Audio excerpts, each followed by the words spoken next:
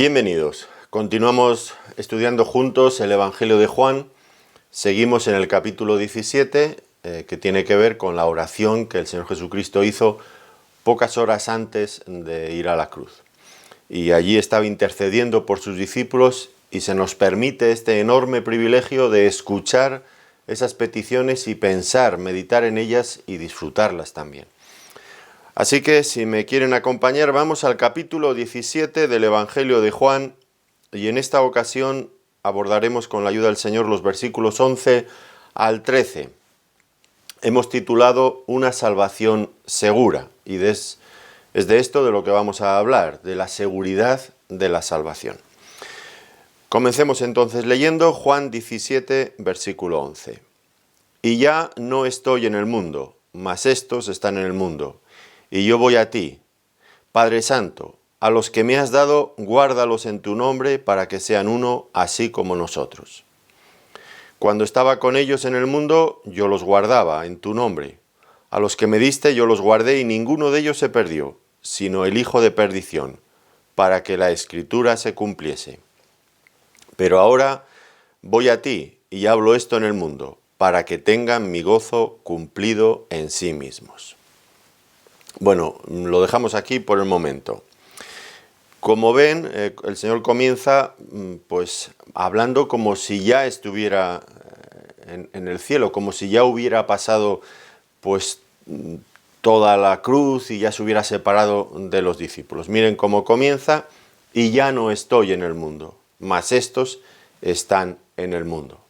Aunque luego inmediatamente añade: y yo voy a ti, dando a entender que efectivamente, aunque ya estoy allí, todavía no he llegado. Bueno, la idea es que esto ya iba a ocurrir inminentemente y el Señor se está colocando ya en ese nuevo escenario que iba a dar lugar a partir de que Él se fuera al cielo. ¿Y cuál era ese nuevo escenario? Bueno, pues como dice a continuación: ya no estoy en el mundo, mas estos están en el mundo y yo voy a ti. Así que el Señor era consciente de que esos discípulos que Él había estado cuidando con tanto esmero durante los años que duró su ministerio, pues ahora iban a quedar solos y iban a quedar solos en un mundo hostil, un mundo que los iba a perseguir, que no los iba a valorar, que los iba a menospreciar.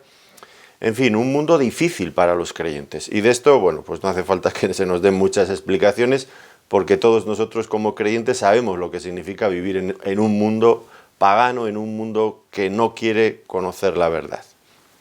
Ahora surgen determinadas preguntas que tanto ellos como nosotros pues tal vez en algún momento nos hemos hecho.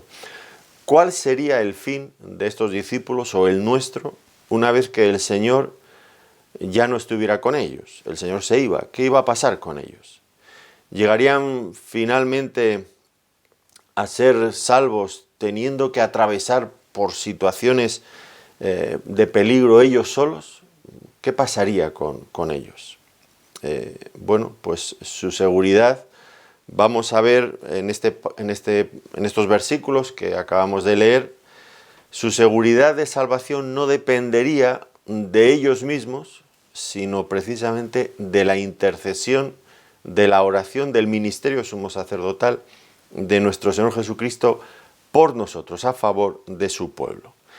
Y esto que empezó a hacer aquí, pues ha seguido haciéndolo, sigue haciéndolo actualmente desde el cielo, desde un lugar todavía mucho mejor, a la diestra de la majestad en las alturas. De eso, y solamente de eso, puede depender nuestra seguridad de salvación.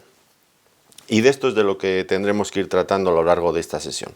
No obstante, notemos cómo comienza el Señor esta parte de su oración, de sus peticiones. Padre Santo, nos dice en el versículo 11 hacia la mitad: Padre Santo, a los que me has dado, guárdalos en tu nombre para que sean uno así como nosotros. Esta descripción del Padre como Padre Santo, que es única en la Biblia, no es que no se diga en otras muchas ocasiones que Dios es santo, por supuesto que sí, pero que se le coloque bajo este título, de esta forma, pues es única. Y es apropiado porque si leemos un poco más adelante, que es lo que va a pedir a continuación después de interceder por sus discípulos, para que, en fin, el Padre los guarde, pues va a pedir para ellos santidad, va a pedir que sean guardados del mal. Por lo tanto, si va a pedir para ellos santidad, es bastante apropiado, ¿no les parece que empiece su oración diciendo Padre Santo? Ahora, como digo, es la única vez que en las Escrituras se describe a Dios con este título y por lo tanto pues es algo realmente extraordinario. Voy a decir algo que sé que, en fin, quizás algunas personas se incomoden. No es mi intención, desde luego, que no molestar a nadie, nada más lejos de la verdad. Pero yo que vengo del catolicismo, cuando leía esta expresión aquí, automáticamente pensaba en mi época como católico y la forma en la que nosotros llamábamos al Papa, Santo Padre, que es como le siguen llamando los católicos. Yo creo que esto no es apropiado desde ningún punto de vista, llamar a un hombre con un título que es exclusivo de Dios. Yo sé que a mis amigos católicos pues no les gustan este tipo de referencias y a veces algunos de ellos más exaltados pues empiezan a decir muchas cosas contra mí y sobre mis capacidades para predicar y todas esas cosas. Bueno, en fin, yo no quiero enfadar a nadie, como digo, pero sí que les animo a que reflexionen, a que contrasten sus prácticas, sus tradiciones que han ido haciendo durante toda su vida y otras generaciones anteriores también las han hecho, que las contrasten con lo que la palabra de Dios dice y comprueben a ver si eso es apropiado. Llamar a un hombre con algo que es exclusivo de Dios, Santo Padre, Padre Santo. Creo que está fuera de lugar. Bueno, sigamos viendo lo que el Señor dice en esta oración. Dice, a los que me has dado, guárdalos en tu nombre. Así que aquí tenemos la primera petición del Señor a favor de los suyos. Que sean guardados aquellos que Él había cuidado a lo largo de su ministerio, pues ahora le pide al Padre que tome el relevo, en cierto sentido, para que sea Él quien a partir de este momento pues cuide a los discípulos. ¿Por qué esta petición? Bueno, cuando intentamos contestar a esta pregunta surgen dos hechos que son claros y que están allí, que si no estuvieran no existiría esta petición. El primero de ellos, guárdalos del mal, es que existen peligros reales para el creyente en este mundo. Si no, el Señor no haría esta petición. ¿Existen peligros reales para el creyente en este mundo? Claro, claro que los hay. 1000 peligros. Y la segunda verdad, implícita también, es que si nosotros fuéramos capaces de vencer esos peligros por nosotros mismos, pues el Señor no tendría que pedir por nosotros. Pero está implícito también el hecho de que nosotros no somos autosuficientes, no somos capaces para vencer todas esas posibles adversidades que puedan llegar a nuestras vidas. Así que vivimos en un mundo hostil y nosotros tenemos una debilidad intrínseca en nosotros mismos que nos impide enfrentar estos peligros por nosotros mismos de una forma exitosa. Así que, pues el Señor pide, intercede por nosotros con total realismo, sabiendo dónde nos deja y cuáles son las cosas que nos pueden ocurrir. Ahora, en cuanto a estos peligros, estas adversidades de las que debemos de ser guardados, por las que el Señor oraba, pues podrían manifestarse de 1001 manera. Podría tener que ver con el pecado en nuestras vidas, con ceder a duras tentaciones. Y hay tentaciones realmente, en fin, cada uno de nosotros tenemos nuestras partes. Somos débiles, pero tenemos nuestras partes más débiles. Y una tentación, en cierto sentido, podría ser fulminante para nosotros. Y el Señor está intercediendo, líbralos de eso, de pecado, de tentaciones, de ser aplastados por la persecución o por los afanes de esta vida. Recuerdan ustedes, estaba precisamente leyendo, creo que era ayer, cuando el Señor está contando la parábola del sembrador. Dice que la semilla, que era la palabra, cayó, bueno, en los del camino, que esos estaban totalmente endurecidos. Estos ni siquiera se enteraron de que había caído la semilla. Pero luego había otros dos tipos, uno que cae entre pedregales y otra que cae entre espinos y y otras hierbas de estas malísimas. Y dice el Señor en su interpretación, los primeros los que se echan primero atrás, dice, son los que por causa de la persecución que viene asociada con creer en el Evangelio, pues la gente se echa atrás. Y la segunda cosa, los que crecen entre la semilla que a duras penas crece entre los espinos, pues dice, estos son los que los afanes de esta vida, las preocupaciones, pues acaban por asfixiarla y por ahogarla. Pues claro que puede haber tentaciones y dificultades de ese tipo, persecución que logre aplastar a los creyentes, o los afanes de esta vida que nos lancen pues a olvidarnos del Señor y buscar por nosotros mismos asegurar lo que desde luego aseguraría infinitamente mejor el Señor, pero que a veces creemos que el Señor es un obstáculo en esta tarea y lo intentamos por nosotros mismos. Así que claro que hay peligros. Pueden ser contagios de otro tipo, contagios de malas doctrinas. ¿Quién está libre de ser engañado por cosas nocivas para nuestra fe, como son malas doctrinas, que nos lleven a apostatar incluso? ¿Quién no está libre, no está expuesto a estas cosas? O cualquier otra de las infinitas artimañas que el diablo puede imaginar para seducirnos y arrastrarnos detrás del mundo y alejarnos del Señor. Dice en una ocasión el apóstol Pablo, dice, no desconocemos sus maquinaciones. Y claro que el diablo está maquinando una y otra vez cómo apartarnos de esta salvación que tenemos. Y ahora ellos, los discípulos allí, y nosotros aquí en este tiempo, pues tenemos que enfrentar esta serie de circunstancias, no como ellos lo habían hecho cuando el Señor estaba con ellos, que el Señor era como esas aves que aparecen a veces en los Salmos en el Antiguo Testamento, el Señor cubriéndonos con sus alas, pues como la gallina cuida de sus polluelos, en fin, pues el Señor en su ministerio terrenal los cuidaba de esa manera, pero ahora ya el Señor se iba. ¿Y qué pasaría con ellos? ¿Se mantendrían firmes en la fe en medio de todo ese torbellino que estaba por caer sobre ellos, que les iba a sobrevenir en poquitas horas, iba a empezar lo más duro? ¿Se mantendrían firmes? ¿Podrían superar todos esos embates fuertísimos del diablo, del mundo, con todas sus tentaciones seductoras? ¿Seguirían siendo leales al Señor Jesucristo hasta el fin? Bueno, pues son preguntas que ellos en algún momento tendrían que hacerse, que nosotros nos hacemos, ¿verdad? ¿Dónde encontrar seguridad de que podemos llegar adelante? Hemos creído en el Señor y hoy nos sentimos salvos, pero ¿llegaremos hasta el final?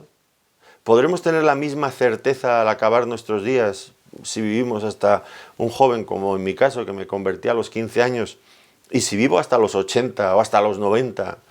En fin, que yo no tengo ni idea, ni estoy diciendo que eso es lo que yo quiera, pero tantísimos años permaneciendo en la fe, fiel al Señor, en tantas y tantas cosas que hay a mi alrededor que son, como digo, muy seductoras y que nos empujan con fuerza o que nos atraen con fuerza, ¿verdad?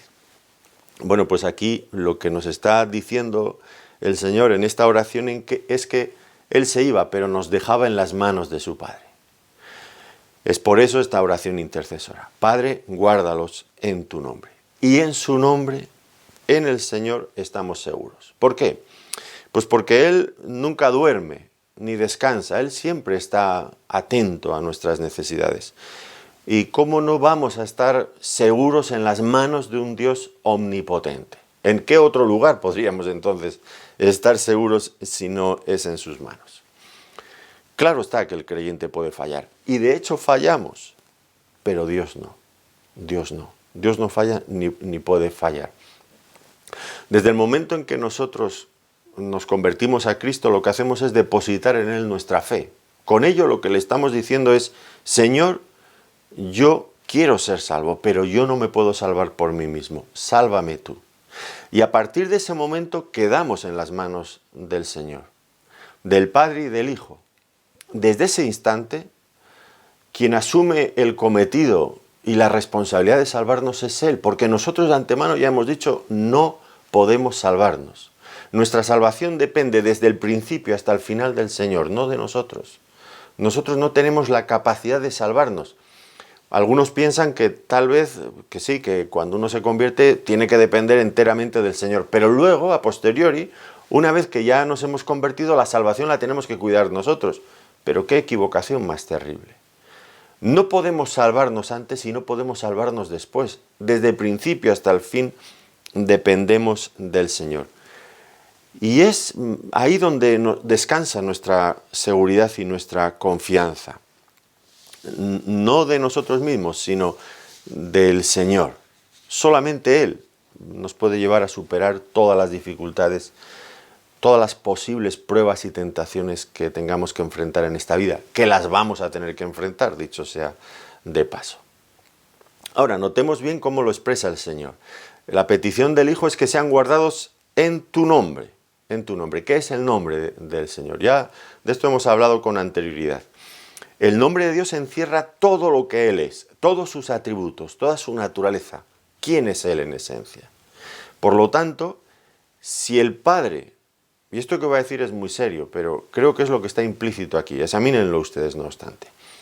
Si el Padre no lograra cuidar hasta el fin a aquellos que hemos sido colocados en sus manos, que hemos depositado en Él nuestra fe, pues si Él no lograra llevarnos finalmente a la salvación, lo que quedaría en entredicho es nada más y nada menos que su nombre.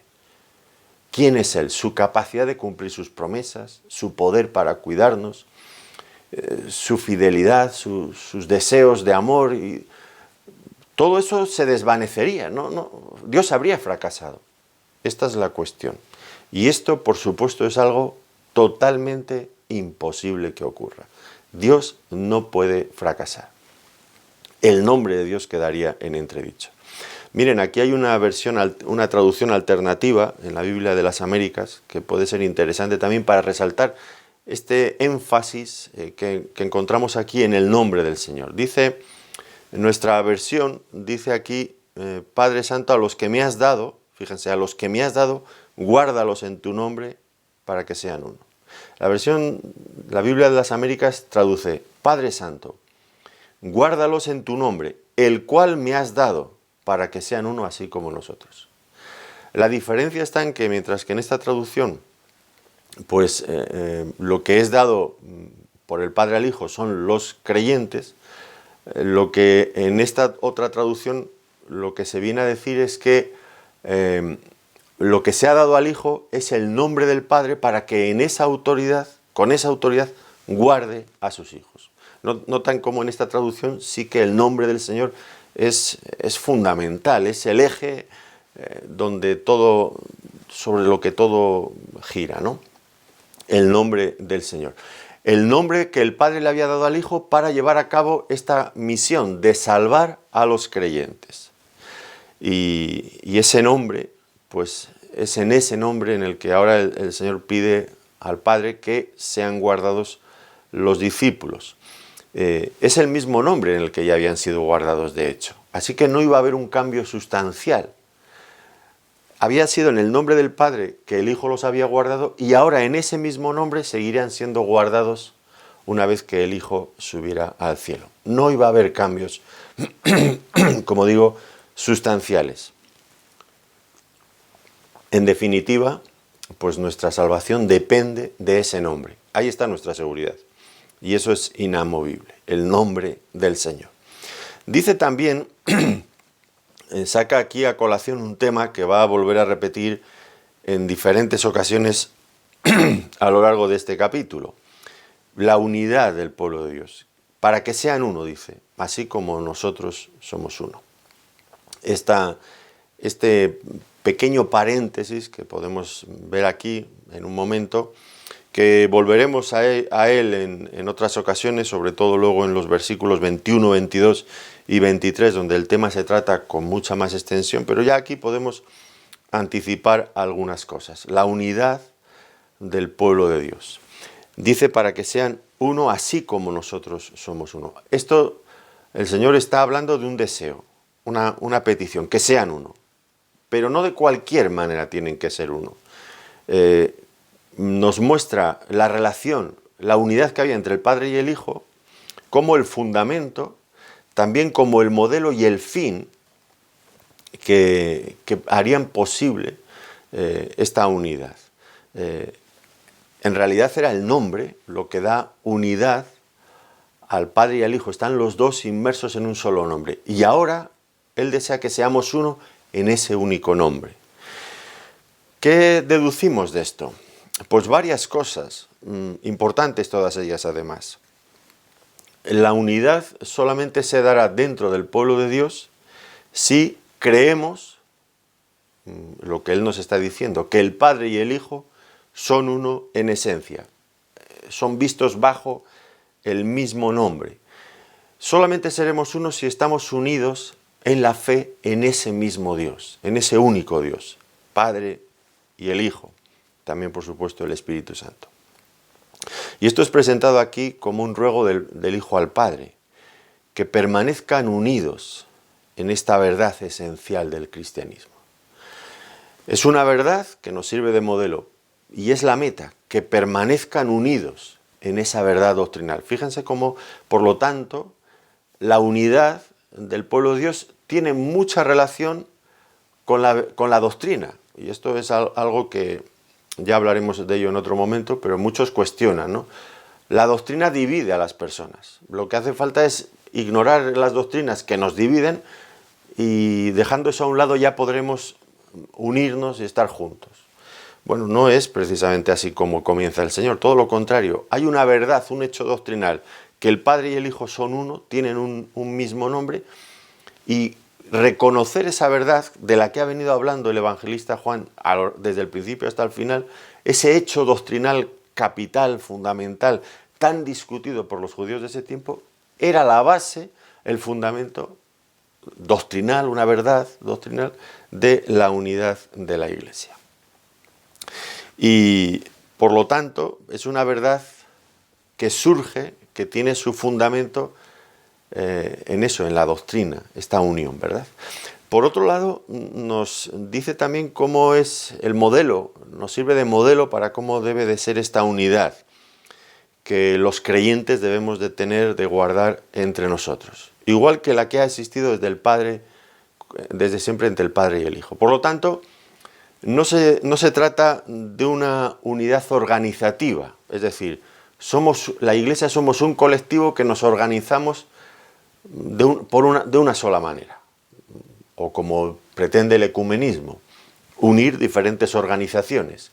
La Iglesia tal que tiene estos ritos, estas tradiciones, esta estructura, que tiene esta organización y que está unida entre sí, pues ahora vamos a unirla a esta otra organización de esta otra Iglesia. Y entonces el ecumenismo fomenta o aboga por unir esas organizaciones y tener una sola organización. Pero noten bien que aquí la unidad de la que el Señor está hablando y por la que ora al Padre no es una unidad de organización, sino es una unidad totalmente diferente. Es una organización basada en la verdad doctrinal, pero es una unidad también de propósito, de finalidad. Imposible de cumplir si no es, evidentemente, porque de antemano hayamos sido unidos en una misma vida, como el Padre comparte la misma vida con el Hijo, y para que nosotros seamos unidos en esa vida necesitamos sí o sí recibir el Espíritu Santo, que es lo que da cohesión y unidad real al pueblo de Dios. Compartimos una misma vida en el Espíritu Santo. Entonces es una unidad que tiene que ver con el corazón, es una unidad que tiene que ver con la mente, con la voluntad, es una unidad que tiene que ver con compartir la misma vida, con enfrentar juntos y unánimes adversarios comunes, que tenemos finalidades iguales, idénticas, sin divergencias, sin contiendas entre nosotros. Esta es la unidad, esa unidad esencial, esa unidad vital de la que el Señor está hablando aquí y por la que Él está orando. No una unidad organizativa, nada de todo esto. Bien que, por supuesto, pues debemos de establecer cualquier organización que hagamos dentro de la Iglesia en base a los parámetros que encontramos en la palabra de Dios, pero no es de eso, no es esa la base de la unidad por la que Cristo está orando e intercediendo aquí en este lugar. Y es que está fuera de toda duda que los creyentes nunca llegaremos a estar unidos si previamente no estamos unidos al Señor. Nuestra unidad entre nosotros depende de que estemos unidos con el Señor. Si no, estamos como el mundo.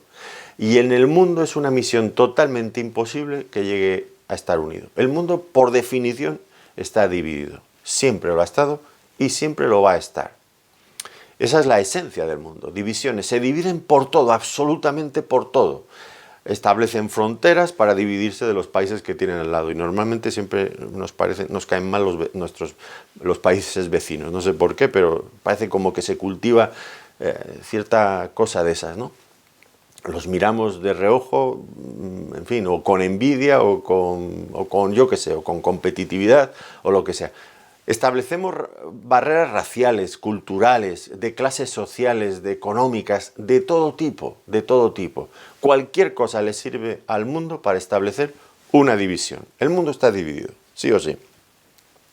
En cambio, el propósito del Señor Jesucristo es no la unión de la Iglesia. Por favor, esto nótenlo bien. No está orando para que la Iglesia llegue a estar unida. La Iglesia ya está unida. Hemos sido unidos en el Señor. Por lo que Él está orando ahora es para que respetemos esa unión. Porque Él ya lo ha conseguido. Y lo ha conseguido a un precio altísimo realmente, ¿no? Miren, cuando aborda este tema en la carta a los Efesios, en el capítulo 2, Él lo dice con total claridad. Efesios capítulo 2, versículos 14 al 16. Aquí está hablando de una de las muchas divisiones profundas que había en el mundo antiguo, entre judíos y gentiles, divididos por cuestiones raciales y cuestiones religiosas. Dos de las cosas más, en fin, por las que el mundo más se divide y que son prácticamente imposibles de solucionar. Cuestiones raciales, cuestiones religiosas. Y ahora Pablo, hablando acerca de este asunto, explica cómo Cristo ha conseguido derribar toda frontera, toda barrera intermedia y crear un solo pueblo de esos dos pueblos divididos desde los albores de la historia de la humanidad. Y nos va a decir cuál ha sido el precio que ha pagado. Miren, vamos a verlo. Efesios capítulo 2, versículos 14 al 16. Porque Él, está hablando en el contexto de Cristo, porque Él es nuestra paz, que de ambos pueblos hizo uno, derribando la pared intermedia de separación, aboliendo en su carne las enemistades, la ley de los mandamientos expresados en ordenanzas, para crear en sí mismo de los dos un solo y nuevo hombre, haciendo la paz. Y mediante la cruz, este es el precio, reconciliar con Dios a ambos en un solo cuerpo, matando en ella las enemistades. Notemos, por lo tanto, lo que está diciéndonos aquí, ¿verdad? Cristo ha conseguido la paz, derribar las barreras intermedias, unir en un solo pueblo. Aquí ponen como ejemplo a gentiles y judíos, que era estaban en las antípodas los unos de los otros, no había manera de unirlos. Y Cristo lo ha conseguido por medio de su muerte en la cruz. Por lo tanto, lo que el Señor está pidiendo aquí no es que se consiga la unidad, en el sentido de conseguir medios para llegar a que estén unidos. No, la unidad del pueblo de Dios ya está conseguida. Hemos sido todos bautizados, dice Pablo, en 2 de Corintios, creo que es, en 1 Corintios 12, creo que es, hemos sido bautizados todos en un solo cuerpo, en un solo espíritu, perdón. Fuimos todos bautizados en un solo espíritu. Y la unidad ya está conseguida. Efesios capítulo 4 nos hablará de todo lo que compartimos doctrinalmente y experimentalmente. Ahora se trata de respetar esa unidad que a tan alto, a tan costoso precio ha conseguido nuestro Señor Jesucristo. Por lo tanto, no es que ruega para que lleguen a ser uno, sino para que continúen siéndolo. Y esta es, va a aparecer reiteradamente en esta oración, porque al Señor le interesaba mucho este asunto. Y esta unidad que Cristo ha conseguido, pues nos debe de llevar a superar cualquier obstáculo, cualquier dificultad y aspirar a ser unánimes, de un mismo alma, de un mismo sentir. Hay infinidad de pasajes que les animo a que los revisen, por ejemplo, Romanos capítulo 15, versículo 5, 2 de Corintios capítulo 13, versículo 11, Filipenses capítulo 4, versículo 2, 1 de Pedro capítulo 3, versículo 8. Miren ustedes ahí las constantes exhortaciones a este hecho, la unidad del pueblo de Dios. Ahora, hay que reconocer que es imposible que estemos unidos entre nosotros de esta manera que el Señor desea, si previamente no tenemos el Espíritu Santo, pero no solo eso, si no vivimos en la plenitud del Espíritu Santo. ¿Por qué? Porque solamente cuando vivimos en la plenitud del Espíritu Santo buscamos por encima de todas las demás cosas glorificar a Dios. Buscamos juntos los intereses del reino de Dios. ¿Qué ocurre cuando no vivimos en el Espíritu, en la plenitud del Espíritu? Pues que predominan nuestros propios intereses, nuestros propios deseos, nuestras propias aspiraciones, nuestras intenciones y nuestras cosas, ¿no?, frente al reino de Dios. Y cuando surge lo nuestro, pues claro está que si en mí sale lo mío y en el otro sale lo suyo, ya no estamos unidos en lo de Cristo, pues cada uno va a luchar, va a competir ferozmente porque lo suyo salga adelante. Y ahí es donde se producen todas las divisiones dentro del pueblo de Dios. Cuando seguimos nuestros propios instintos carnales caídos, nuestra propia naturaleza caída, en lugar de dejarnos guiar por el impulso del Espíritu Santo que nos lleva a unir en esa búsqueda común del reino de Dios, de los intereses de nuestro Dios.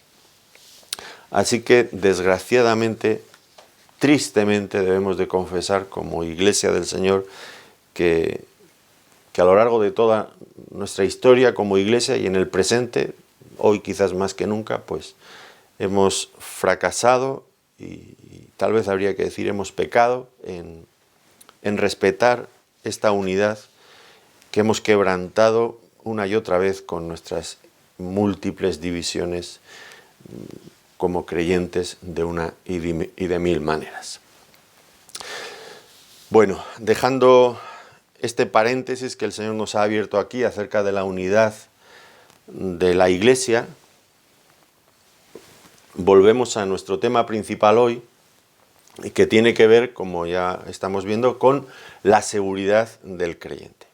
Y dice a continuación el Señor: a los que me diste, yo los guardé, y ninguno de ellos se perdió. Él, como ya hemos visto, había guardado a los discípulos, nos guarda a nosotros, en el nombre de Dios. El resultado, ninguno de ellos se perdió. Así que su obra, el éxito de su obra había quedado evidenciado en el hecho de que ninguno de sus auténticos discípulos se habían perdido. Antes estaban en las manos del Hijo, ahora están en las manos del Padre, pero no cambia nada sustancialmente porque es el mismo Dios Todopoderoso, es el mismo nombre en el que estamos a salvo. Así que depende de Él, de sus cuidados, que perseveramos hasta el fin. Algunos llaman a esta doctrina la perseverancia de los santos, pero otros han cuestionado esta definición, la perseverancia de los santos, porque parece que todo queda en el tejado de los creyentes, ¿no?, que todo depende de nosotros, la perseverancia de los santos. Si fuéramos coherentes con lo que estamos estudiando, sería más adecuado llamarle a esta doctrina la perseverancia del Salvador. Porque si se tratara de nuestra perseverancia, estamos apañados, vamos bien. Sería terrible, sería terrible. No confíen en su propia perseverancia. Por muy constantes que ustedes sean en otras cosas de la vida, en las cuestiones de la fe la cosa cambia por completo. Luchamos contra un enemigo interior contra el que no hay victoria posible. Somos como somos y tenemos ese defecto, vamos a decirlo así, estructural que nos lleva a salirnos del camino. Como esos vehículos que han tenido un golpe, pues sí, puede que por fuera los hayan reparado, todo lo que es chapa y pintura lo han dejado impecable, pero por dentro quizás el chasis, la estructura del vehículo ha quedado un poco torcida y usted va por la carretera, lleva el volante derecho, pero el coche se va hacia la cuneta. Pues así somos los creyentes. Por fuera podemos parecer muy bien, muy bonitos, pero por dentro tenemos un daño estructural que nos lleva a apartarnos. ¿Qué va a ser la perseverancia de los santos? Es la perseverancia de nuestro Salvador. Así que las cosas funcionaban y van a seguir funcionando porque estamos cuidados por el Padre, antes por el Hijo, ahora por el Padre. Y el Padre conserva el mismo interés indudablemente que el Hijo. Miren lo que él había dicho en Juan, capítulo 6, versículos 37 al 40, para que veamos este compromiso entre el Padre y el Hijo de cuidar a los creyentes. Dice: todo lo que el Padre me da, vendrá a mí, y al que a mí viene, no le echo fuera. Porque he descendido del cielo no para hacer mi voluntad, sino la voluntad del que me envió. Y esta es la voluntad del Padre, el que me envió. Que de todo lo que me dire no pierda yo nada, sino que lo resucite en el día postrero. Y esta es la voluntad del que me ha enviado, que todo aquel que vea al Hijo y cree en él, tenga vida eterna, y yo lo resucitaré en el día postrero. Notamos bien cómo hay esa unidad de propósito, de deseo, de voluntad entre el Padre y el Hijo. ¿Y cuál es esa voluntad? Que no se pierda ninguno y que aquellos que el Padre ha dado al Hijo, Él los resucite en el día postrero. Así que es una salvación completa, que surge ahora, pero que nos traslada ya de antemano al día futuro cuando el Señor nos resucitará. Oiga, ¿y no quedará nadie en el camino? No. Esta es la voluntad del Hijo, es la voluntad del Padre. No hay nadie por encima. Si alguien se atreviera a decir lo contrario, pues tendría que decir que hay alguien por encima del Padre, que puede arrebatarnos de sus manos y llevarnos a la condenación nuevamente. Y Pablo dice en Romanos capítulo 8, ¿quién nos podrá separar del amor de Dios? Tribulación, angustia, habla de las cosas presentes, de las cosas futuras, tribulación, angustia, persecución, hambre, desnudez, peligro, espada. Como está escrito, y aquí hay una nota de total realismo: por causa de ti somos muertos todo el tiempo, somos contados como ovejas de matadero. Claro, por nosotros mismos, ovejas indefensas en medio de lobos.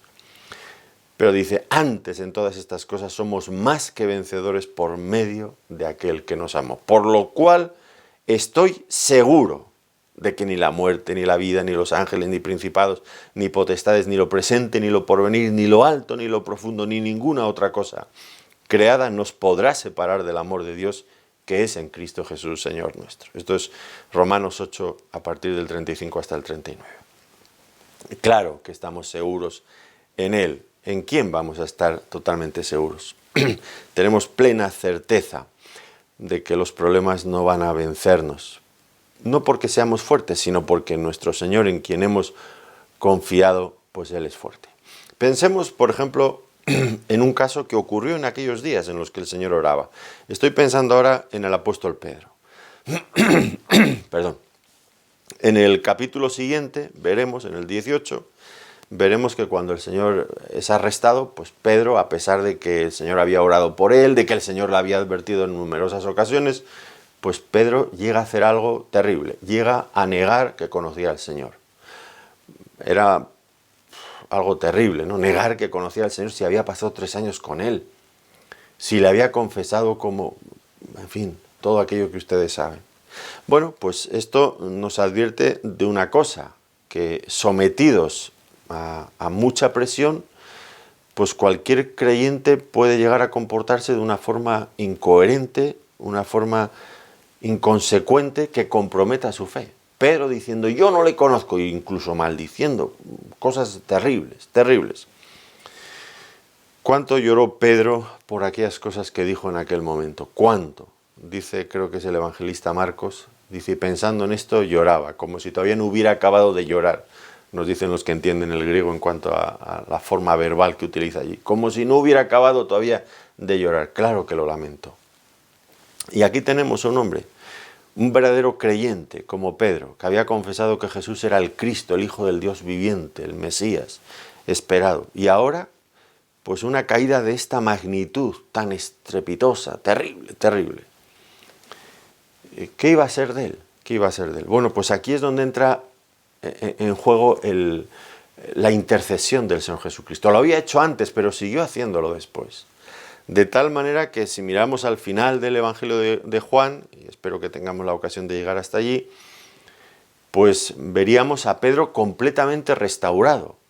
Restaurado como creyente, restaurado como apóstol, que iba a seguir con una misión importantísima con sus compañeros y con otros muchos. Su fe se vio purificada, maduró, ya no confiaba en sí mismo, sino confiaba en el Señor. Se mantuvo fiel todo el resto de su vida, incluso llegó a glorificar al Señor con su propia muerte. Por lo tanto, pues es verdad, como nosotros, Pedro como nosotros, es que tantas veces miramos a Pedro y nos sentimos tan identificados con él, en lo impulsivo, en los cambios, en los vaivenes que iba dando de un lado para el otro, es tan parecido a nosotros. Bueno, pues si Pedro llegó hasta el fin de esa forma que sabemos por las Escrituras y por lo que ya el Señor le había anunciado, pues podemos estar seguros de que nosotros, que no somos más fuertes que Él, tan débiles como Él, pues tenemos seguridad de que llegaremos al final de nuestra carrera por esa labor silenciosa, pero muy real y muy poderosa de nuestro Señor Jesucristo en el cielo intercediendo por nosotros. Ahora, continúa el texto diciéndonos, a los que me diste yo los guardé y ninguno de ellos se perdió, sino el hijo de perdición, para que la Escritura se cumpliese. Bueno, aquí se menciona este borrón, esta nota negra, triste, sin duda, una excepción. Había uno que se había perdido, Judas, el traidor. ¿Y por qué se había perdido Judas? ¿Pone esto en entredicho la seguridad que tenemos en el Señor? Podría ser que algunos pensaran que fuera así, pero vamos a ver inmediatamente que no, que no. ¿Y por qué? La primera razón y fundamental, la clave de todo, es que Judas nunca había recibido de verdad a Jesús, nunca había creído en Él. Esto tenemos evidencia constante a lo largo de los evangelios. Miren lo que el Señor Jesucristo había hablado de Él y de otros muchos falsos discípulos. En Juan capítulo 6, versículo 64, nos dice allí, pero hay algunos de vosotros que no creen, algunos de vosotros que no creen, de los que estaban allí con Jesús, que no creen. Porque Jesús sabía desde el principio quiénes eran los que no creían y quién le habría de entregar. En Juan capítulo 6, versículo 70, Jesús le respondió, ¿no os he escogido yo a vosotros los 12 y uno de vosotros es diablo? O sea, el Señor sabía desde el principio cuál era la naturaleza espiritual de este hombre, incluso cuando ya estaba eligiendo apóstoles. Judas no había nacido de nuevo, estaba lejos de tener la nueva vida del Espíritu. Por el contrario, estaba gobernado por sus más bajos instintos. La avaricia le perdía, ese era su pecado, en fin, terrible. Miren en Juan capítulo 12, versículos 5 y 6, cuando María en Betania unge los pies de Jesús con aquel perfume tan caro, ahí sale Judas sin ningún tipo de rubor. ¿Por qué no fue este perfume vendido por 300 denarios y dado a los pobres? Pero dijo esto no porque se cuidara de los pobres, sino porque era ladrón y teniendo la bolsa sustraía de lo que se echaba en ella. Aquí estamos viendo el verdadero corazón de este hombre. Supongo que en algún momento los discípulos empezaron a echar cuentas, a supervisar cómo se había gastado cierto dinero y dijeron, esto ha desaparecido. Y se dieron cuenta de que allí había alguien que metía la mano donde no tenía que meterla y se llevaba lo que no era suyo. Él fue el que vendió al Señor por 30 monedas de plata. Lo mismo, esa avaricia y esa, dice en Mateo capítulo 26, versículos 14 al 16. Entonces uno de los 12, que se llamaba Judas Iscariote, fue a los principales sacerdotes y les dijo, ¿qué me queréis dar y yo os lo entregaré? Y ellos le asignaron 30 piezas de plata. Y desde entonces buscaba oportunidad para entregarle. Judas no era uno de esos que el padre le había dado al hijo como un auténtico creyente. El próximo capítulo nos lo dice, para que se cumpliese aquello que había dicho, de los que me diste no perdí ninguno. No era de los que el Padre le había dado. Juan capítulo 18, versículo 9. Judas no era de los que le había dado el Padre al Hijo, porque de los que sí que le había dado no había perdido ninguno. Esto excluía, por lo tanto, a Judas, porque, como digo, no había conocido realmente al Señor. Y el caso de Judas es realmente triste, muy, muy triste, muy triste. Después de innumerables oportunidades que había tenido de creer en el Señor, lo rechazó en todas ellas. Y su corazón, entonces, ¿qué pasó con él? Pues que se fue endureciendo cada vez más. Y esta y no otra fue la razón de su perdición.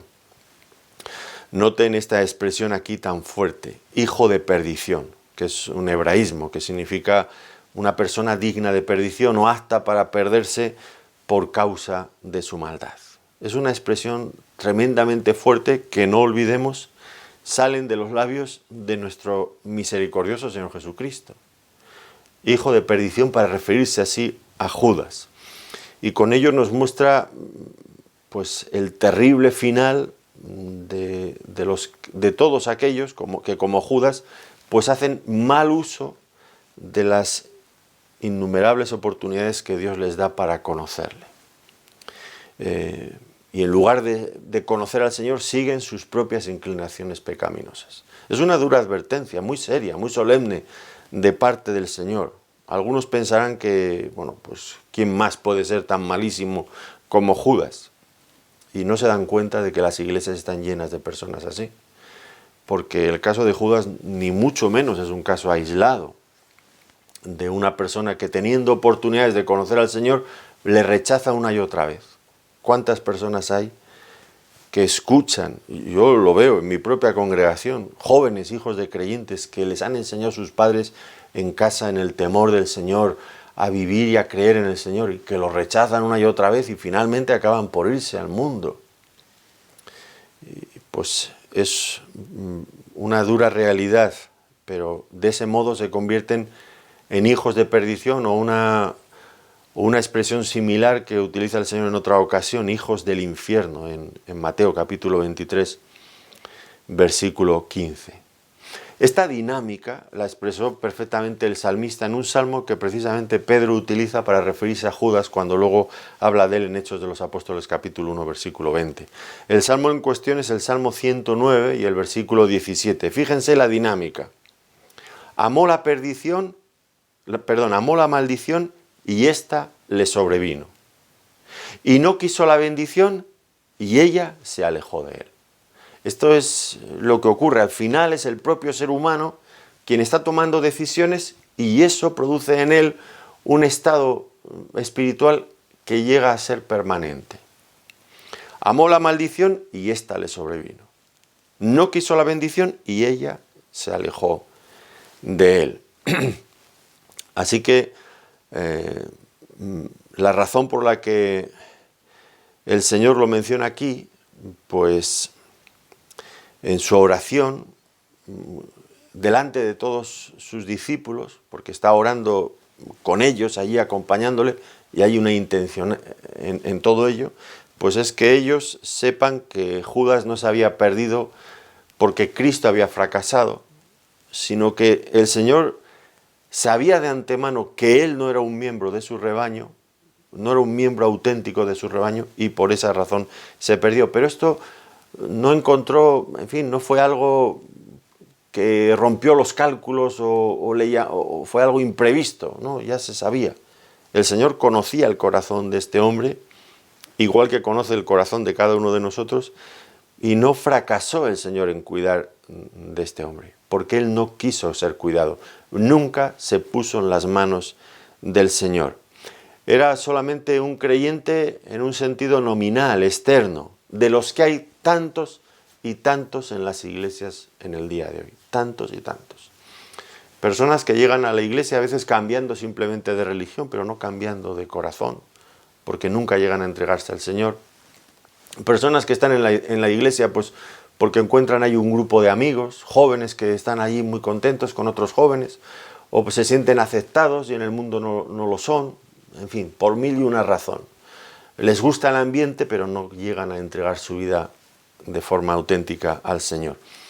Y estas personas que son nominales, que están ahí pues externamente, sin llegar nunca a entregar sus vidas al Señor, tarde o temprano, como vemos en Judas, llega un momento que la cosa explota y salen. Eso se rompe, se van. Y debemos de aprender a convivir con esta realidad. Es dolorosa, muy dolorosa. Yo la entiendo perfectamente. Personas que están en un tiempo en la iglesia y luego desaparecen. Y luego echas la mirada hacia atrás y dices, bueno, pues le recibimos con cariño y todo aquello, pero te dabas cuenta que había, como decimos nosotros, había un ruidillo ahí en el motor, algo parece que fallaba. Y claro, luego la avería se hizo gorda, grande, y ya todo salió a relucir, ¿no? ¿Qué es lo que estaba pasando?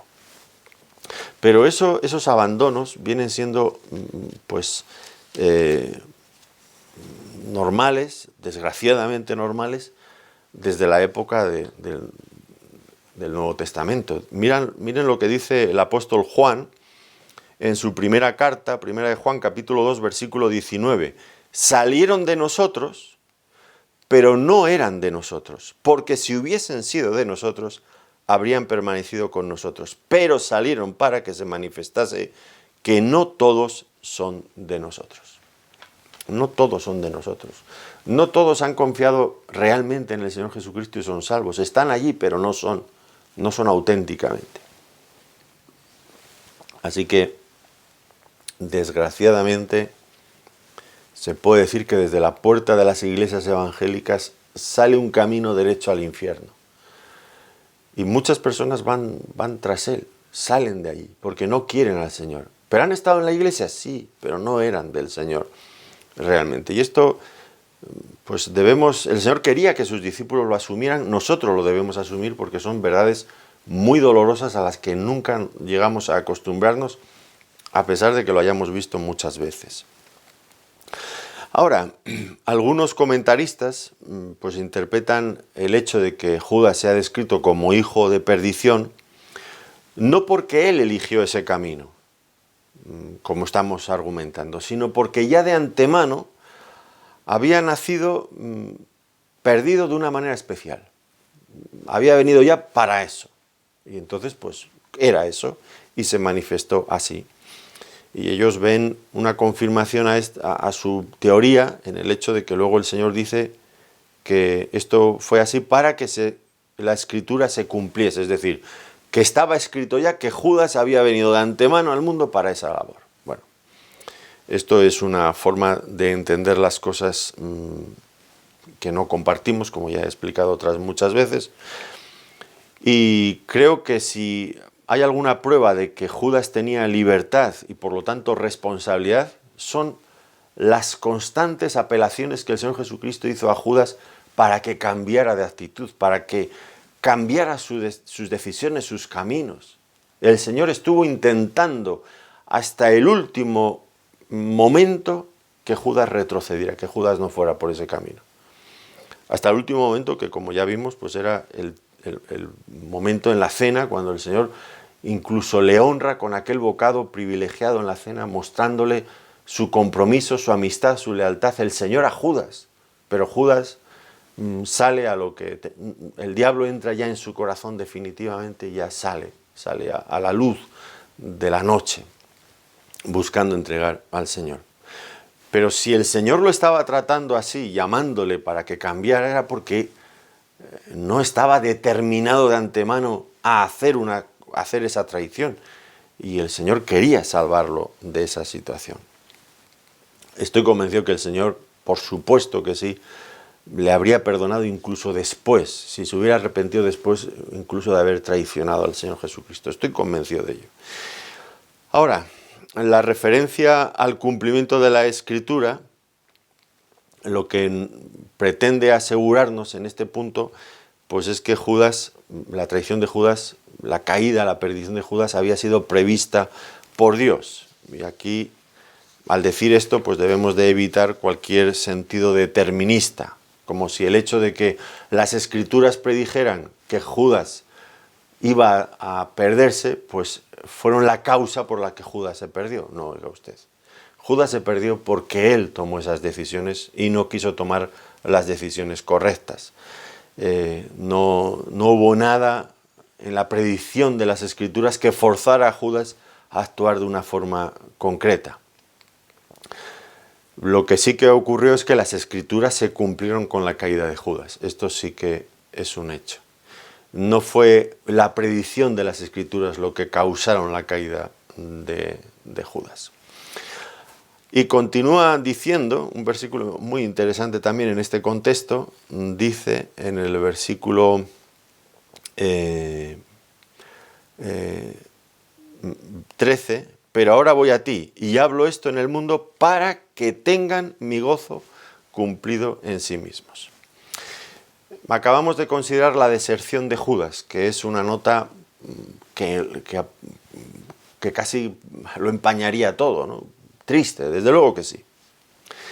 Pero ahora el Señor cambia radicalmente y habla de algo muy diferente, del gozo cumplido en ellos.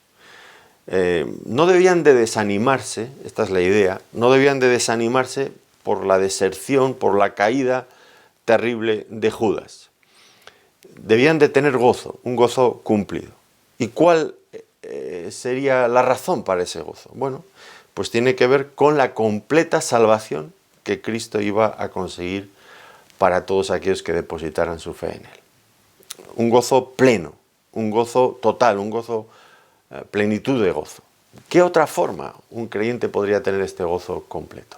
Si no es porque el que es creyente de verdad tiene asegurada su salvación en Cristo, en Dios. De otro modo, pensémoslo bien, de otro modo, ¿cómo podríamos tener un gozo completo, un gozo pleno? Si en cualquier momento nos deslizáramos peligrosamente por alguna tentación y nos apartáramos y ya nuestra salvación se perdiera, ¿cómo vamos a poder tener gozo en el presente pensando que cualquiera de esas cosas pueden ocurrir en el futuro inmediato, en cualquier momento? Pues no. Aquellos que piensan que la salvación se puede perder nunca pueden llegar a tener ese gozo cumplido, ese gozo pleno, porque tienen que estar pensando, teniendo siempre la sombra, ¿seré yo como Judas que me extraviaré en cualquier momento y me perderé? ¿Seré yo como él? Uno ya no puede enfrentar ni siquiera la vida y las pruebas con confianza. Caeré en esto y me hundiré y me apartaré. Siempre con esa duda, ¿no? ¿Habrá una prueba, una tribulación, algo tan duro que venga sobre mí que me aparte de los caminos del Señor? Pues las pruebas, las tentaciones me darán auténtico pánico. En lugar de darme gozo, me darán miedo. Pero es tan diferente como el apóstol habla. Fíjense, por ejemplo, en Romanos capítulo 5, versículo 1. Justificados pues por la fe, tenemos paz para con Dios por medio de nuestro Señor Jesucristo, por quien también tenemos entrada por la fe a esta gracia en la cual estamos firmes y nos gloriamos en la esperanza de la gloria de Dios. Ya nos gloriamos ahora en la esperanza de la gloria de Dios. Lo que va a venir después, la gloria de Dios, ya nos gloriamos ahora. Y tú dirías, pero hombre, gloriarnos en el futuro ya anticipadamente con la que puede caer entre medio. Bueno, pues miren cómo Pablo continúa argumentando y dice, y no solo esto, si esto fuera poco, y no solo esto, sino que también nos gloriamos en las tribulaciones, sabiendo que la tribulación produce paciencia, perseverancia, y la paciencia prueba, y la prueba esperanza, y la esperanza no avergüenza, porque el amor de Dios ha sido derramado en nuestros corazones. ¿Qué es lo que está diciendo aquí Pablo? Bueno, dice, nos gloriamos ya en la esperanza de la gloria eterna. Y nosotros le diríamos, oye, pero ¿cómo te vas a gloriar en la esperanza de la gloria eterna si no sabes si vas a llegar? Y con Pablo contesta diciendo, y no solo eso, sino que nos gloriamos en las tribulaciones. Oiga, la tribulación le debería de producir auténtico terror, porque si usted no la vence, si usted cae en debilidad en ese momento y no llega a eso, ¿cómo? Bueno, pues la única forma de tener esa seguridad, ese gozo completo, ya realizado, que es fruto de la seguridad que tenemos en nuestra salvación eterna, pues si no fuera por eso no podríamos sentirnos de esta manera y pensar de esta manera. ¿Estaríamos temblando a cada nueva prueba que se nos presenta por delante? ¿La superaré en esta ocasión? No podemos pensar así. Para que tengamos un gozo pleno y cumplido, debemos de estar plenamente seguros de que Cristo, de que el Padre nos va a llevar finalmente a disfrutar de esa salvación. De otro modo, no hay gozo cumplido. Este gozo, como ya hemos mencionado en otras ocasiones, pues tiene que ver con una relación correcta con Dios, ahora y siempre. Una relación correcta con Dios. No por tener todos los caprichos en esta vida que nos apetezcan, no tiene nada que ver con eso. Si los que tienen todos los caprichos que quieren no tienen el gozo del que habla aquí el Señor, no. Es el gozo que siempre había acompañado a Cristo, incluso en medio de las dificultades. Ese gozo de una comunión perfecta con Dios, que nada ni nadie puede romper. Y esto es lo que el Hijo está pidiéndole al Padre precisamente ahora, que ese gozo de esa comunión perfecta se cumpla en esos discípulos, ahora y siempre. Eso es lo que les está pidiendo. Y claro que el Padre ha contestado al Hijo. ¿O ustedes creen que no le contestó? Claro que le contestó, claro que le contestó. Y la obra de Cristo ha sido consumada de tal forma que ahora nosotros podemos tener ese gozo, esa relación perfecta con nuestro Padre. Porque Él ha quitado toda barrera, el pecado, el principal problema de nuestra relación con Dios. Cristo ha rasgado el velo, nos permite ahora entrar con confianza hasta el lugar, hasta el trono de su gracia para alcanzar el oportuno socorro. Claro que tenemos plena seguridad y confianza en Él, no en nosotros mismos. Si la Biblia nos enseña algo, es a desconfiar de nosotros mismos. Y si el mundo le quiere enseñar algo a usted, es que confíe en usted mismo. Tú confía en ti mismo, le dirán una y otra vez. Y lo que la Biblia nos dice es desconfíe usted de sí mismo, pero confíe en el Señor. Es cambiar el eje, el punto de confianza de un lado al otro, de algo tan volátil, tan frágil como es el corazón humano, cambiarlo por algo tan poderoso, tan firme, tan estable como es nuestro Dios. Solamente ese gozo, esa relación con el Padre, con el Hijo, puede producir este gozo auténtico. Miren cómo lo decía el evangelista Juan en su primera carta, 1 Juan capítulo 1, versículos 3 y 4. Lo que hemos visto y oído, eso os anunciamos para que también vosotros tengáis comunión con nosotros. Y nuestra comunión verdaderamente es con el Padre y con su Hijo Jesucristo. Estas cosas os escribimos para que vuestro gozo sea cumplido. Una comunión perfecta y permanente, segura con el Padre y el Hijo es lo que produce, según esto, ese gozo cumplido. Un gozo que podemos tener en medio de este mundo hostil, rodeados de injusticias, de maldad. ¿Cómo lo podemos tener? Solamente mirando a Dios. Él es el que nos da paz en medio de este mundo en guerra. Solamente descansando en su poder podemos estar seguros y confiados, solamente en Él. Así que, ¿es segura nuestra salvación? Pues tan seguro como que tenemos un Dios todopoderoso en el que hemos puesto nuestra fe y en el que descansamos. Lo tenemos que dejar aquí, nuestro tiempo ya ha pasado. Que el Señor nos ayude a atesorar todas estas verdades en nuestro corazón, porque son las que nos van a mantener a flote en los momentos de dificultades. Gracias por su atención, que el Señor les bendiga muy ricamente. Muchas gracias.